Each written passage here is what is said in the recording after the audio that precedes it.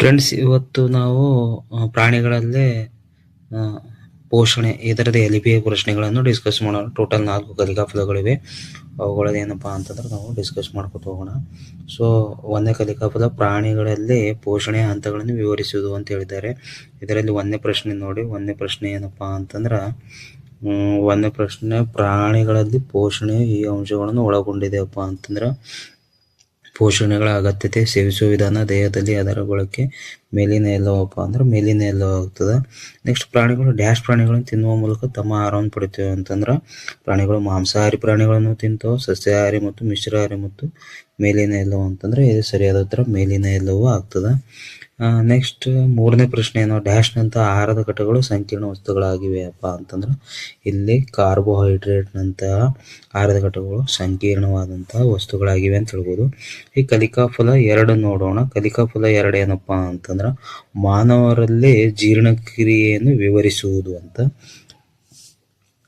ಇಲ್ಲಿ ಏನಪ್ಪಾ ಅಂದ್ರೆ ಆಹಾರದ ಎಲ್ಲಾ ಘಟಕಗಳ ಜೀರ್ಣಕ್ರಿಯೆ ಪೂರ್ಣಗೊಳ್ಳುವಂತ ದೇಹದ ಭಾಗ ಯಾವುದಪ್ಪ ಅಂದ್ರೆ ಸಣ್ಣ ಕರಳು ಅಂತ ಹೇಳ್ಬೋದು. ನಮ್ಮ ದೇಹದ ಅತ್ಯಂತ ದೊಡ್ಡ ಗ್ರಂಥಿ ಯಾವುದಪ್ಪ ಅಂತಂದ್ರೆ ಯಕೃತ್ತು ಅಂತ ಹೇಳ್ಬೋದು ನಾವು. ನೆಕ್ಸ್ಟ್, ಮೂರನೇ ಪ್ರಶ್ನೆ ಏನಪ್ಪಾ ಅಂತಂದ್ರ ಪೋಷಣೆಯ 4 ಹಂತಗಳನ್ನು ಕ್ರಮಾಗತವಾಗಿ ಜೋಡಿಸಿ ಅಂತ ಹೇಳಿದ್ದಾರೆ. ಸೊ, ಮೊದಲನೇದೇನಪ್ಪಾ ಅಂತಂದ್ರೆ ಮೊದಲನೇ ಹಂತ ಯಾವ್ದು ಬರುತ್ತೆ ಅಂತಂದ್ರೆ ಇಲ್ಲಿ ಆಹಾರ ಸೇವನೆ ಬರುತ್ತದೆ ಮೂರನೇದು. ಆಮೇಲೆ ಎರಡನೇದು ಏನಪ್ಪಾ ಅಂತಂದ್ರೆ ಇಲ್ಲಿ ಎರಡನೇದು ಜೀರ್ಣಕ್ರಿಯೆ ಆಗ್ತದ. ಆಮೇಲೆ ನೆಕ್ಸ್ಟ್ ಹೀರಿಕೆ ಆಗುತ್ತದೆ. ಹೀರಿಕೆ ಆದ ನಂತರ ಸಾಂಘ್ವೀಕರಣ. ಇದು 1, ಇದು 2, ಇದು 3, ಇದು 4. ಆ ನಂತರ ವಿಸರ್ಜನೆ ಏನಪ್ಪಾ ಅಂತಂದ್ರೆ 5ನೇದಾಗುತ್ತೆ.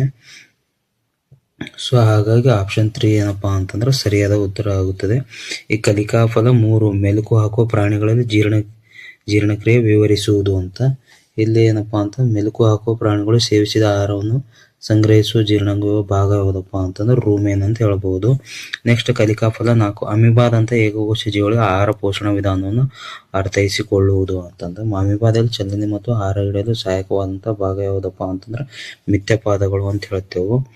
ನೆಕ್ಸ್ಟ್, ಎರಡನೇ ಪ್ರಶ್ನೆ, ನಾವು ಹುಲ್ಲನ್ನು ಜೀರ್ಣಿಸಿಕೊಳ್ಳಲು ಸಾಧ್ಯವಿಲ್ಲ. ಅದಕ್ಕೆ ಕಾರಣ ಅದರಲ್ಲಿರತಕ್ಕಂಥ ಸೆಲ್ಯುಲೋಸ್ ಅಂತ ಹೇಳ್ಬೋದು. ನೆಕ್ಸ್ಟ್, ಸಣ್ಣ ಕರಳಿನಲ್ಲಿ ವಿಲೇಯಗಳ ಕಾರ್ಯಪ್ಪ ಅಂತಂದ್ರೆ ಅವು ಪೋಷಕಾಂಶಗಳನ್ನು ಹೀರಿಕೊಳ್ತಾವ ಅಂತ ಹೇಳ್ಬೋದು. ನಮ್ಮ ಜಠರದಲ್ಲಿರುವ ಆಮ್ಲ ಏನ್ ಮಾಡ್ತಾವಪ್ಪ ಅಂತಂದ್ರ ಇಲ್ಲಿ ಬ್ಯಾಕ್ಟೀರಿಯಾಗಳನ್ನು ಹಾನಿಕಾರಕ ಬ್ಯಾಕ್ಟೀರಿಯಾಗಳನ್ನು ಕೊಲ್ತಕ್ಕಂಥ ಕೆಲಸವನ್ನು ಮಾಡ್ತದ. ನೆಕ್ಸ್ಟ್, 5ನೇ ಪ್ರಶ್ನೆ ಏನಪ್ಪಾ ಅಂತಂದ್ರ ಸಣ್ಣ ಕರಳಿನ ಒಳಭಿತ್ತಿ ಸಾವಿರಾರು ಬೆರಳಿನಂತಹ ರಚನೆಗಳನ್ನು ಅವುಗಳಿಗೆ ನಾವೇನಪ್ಪಾ ಅಂತಂದ್ರೆ ವಿಲ್ಲೆಗಳು ಅಂತ ಹೇಳ್ತೇವೆ. 6 ರಿಂದ 8 ವರ್ಷ ಪ್ರಾಯದ ನಡುವೆ ಬಿದ್ದು ಹೋಗುವ ಹಲ್ಲುಗಳಿಗೆ ಏನಪ್ಪಾ ಅಂತಂದ್ರೆ ನಾವು ಹಾಲು ಹಲ್ಲುಗಳು ಅಂತ ಹೇಳ್ತೇವೆ. 7ನೇ ಪ್ರಶ್ನೆ ನೋಡಿ. 7ನೇ ಪ್ರಶ್ನೆ ಏನಪ್ಪಾ ಅಂತಂದ್ರ ಆಹಾರದ ಮೇಲೆ ಕ್ರಿಯೆ ನಡೆಸದ ಹೈಡ್ರೋಕ್ಲೋರಿಕ್ ಆಮ್ಲ ಮತ್ತು ಡ್ಯಾಶ್ ರಸಗಳನ್ನು ಜಠರವು ಬಿಡುಗಡೆ ಮಾಡುತ್ತದೆಯಪ್ಪ ಅಂತಂದ್ರ ಅದಕ್ಕೆ ನಾವು ಜೀರ್ಣಕಾರಿ ರಸ ಏನಪ್ಪಾ ಅಂತಂದ್ರ ಅಲ್ಲಿ ಜಠರವು ಬಿಡುಗಡೆ ಮಾಡುತ್ತೆ ಅಂತ ಹೇಳ್ಬೋದು. ಅಮೀಬಾವು ತನ್ನ ಆಹಾರವನ್ನು ಡ್ಯಾಶ್ ಅಲ್ಲಿ ಜೀರ್ಣಿಸಿಕೊಳ್ಳುತ್ತದೆ ಅಂತ ರಸದಾನಿಯಲ್ಲಿ ಜೀರ್ಣಿಸಿಕೊಳ್ಳುತ್ತದೆ ಅಂತ ಹೇಳ್ಬೋದು. ಸರಿ ತಪ್ಪುಗಳನ್ನು ಹೇಳ್ಬೇಕು. ಈಗ ಇಲ್ಲಿ ಪಿಷ್ಟೋ ಜೀರ್ಣಕ್ರಿಯೆ ಜಠರ ಪ್ರಾರಂಭವಾಗುತ್ತದೆ ಅಂತಂದ್ರೆ ಇದು ತಪ್ಪಾಗ್ತದೆ. ಇದೇನಪ್ಪಾ ಅಂತಂದ್ರೆ ತಪ್ಪು. ನೆಕ್ಸ್ಟ್, ನಾಲಿಗೆಯು ಆಹಾರವನ್ನು ಲಾಲಾಸರನ್ನು ಸೇರಿಸಲು ಸಹಾಯ ಮಾಡುತ್ತೆ. ಸರಿಯಾದ ಉತ್ತರ. ಮೆಲುಕು ಹಾಕುವ ಪ್ರಾಣಿಗಳು ನುಂಗಿದ ಹುಲ್ಲನ್ನು ಪುನಃ ಬಾಯಿ ತಂದುಕೊಳ್ಳುತ್ತೆ, ಅದನ್ನು ಸಮಯದವರೆಗೆ ಜಗಿಯುತ್ತೆ ಅಂದ್ರೆ ಸರಿಯಾದ ಉತ್ತರ. ಪಿತ್ತಕೋಶವು ತಾತ್ಕಾಲಿಕವಾಗಿ ಪಿತ್ತವನ್ನು ಹಿಡಿಯುತ್ತದೆ ಅಂತಂದ್ರೆ ಸರಿಯಾದ ಉತ್ತರ. ಕೊಟ್ಟಿರುವ ವಾಕ್ಯಕ್ಕೆ ಸೂಕ್ತ ಪದವನ್ನು ಬರೆಯಿರಿ. ಕೊಬ್ಬು ಸಂಪೂರ್ಣವಾಗಿ ಇಲ್ಲಿ ಜೀರ್ಣಗೊಳ್ಳುತ್ತದೆ ಅಪ್ಪ ಅಂತಂದ್ರ ಕೊಬ್ಬು ಏನಪ್ಪಾ ಅಂದ್ರೆ ಸಣ್ಣ ಕರಳಿನಲ್ಲಿ ಇಲ್ಲಿ ಜೀರ್ಣಗೊಳ್ಳದ ಆಹಾರದಿಂದ ನೀರು ಹೀರಿಯಾಗ್ತದೆ. ದೊಡ್ಡ ಕರಳಿನಲ್ಲಿ ಏನಪ್ಪಾ ಅಂತಂದ್ರ ನೀರು ಹೀರಿಕೆ ಆಗುತ್ತದೆ. 11ನೇ ಪ್ರಶ್ನೆ ಏನಪ್ಪಾ ಅಂದ್ರೆ ಸಸ್ಯಗಳಲ್ಲಿ ತಯಾರಿಸಲ್ಪಟ್ಟ ಆಹಾರವನ್ನು ಪಡೆಯುವ ಸಸ್ಯಗಳಿಗೆ ಏನಪ್ಪಾ ಅಂದ್ರೆ ಪರಪೋಷಕ ಸಸ್ಯಗಳು ಅಂತ ಹೇಳ್ತೇವೆ. ಉದಾಹರಣೆ ಕಸ್ಕುಟ ಅಂತ. ಮನುಷ್ಯನ ದೇಹದಲ್ಲಿ ಅತ್ಯಂತ ದೊಡ್ಡ ಗ್ರಂಥಿ ಅಪ್ಪ ಅಂತ ಯಕೃತ್ತು. ಆ ನಂತರ 13ನೇ ಪ್ರಶ್ನೆ ನೋಡಿ. 14ನೇ ಪ್ರಶ್ನೆ ಹೊಂದಿಸಿ ಬರೆಯಿರಿ ಅಂತ ಹೇಳಿದ್ದಾರೆ. ಸೊ, ಹೊಂದಿಸಿ ಆಹಾರದ ಘಟಕಗಳು ಯಾವ್ದಾವು ಜೀರ್ಣಕ್ರಿಯೆ ಉತ್ಪನ್ನಗಳು ಆಗ್ತದೆ. 5ನೇ ಕಾರ್ಬೋಹೈಡ್ರೇಟ್ಗಳು ಏನಪ್ಪಾ ಅಂದ್ರೆ ಸಕ್ಕರೆ.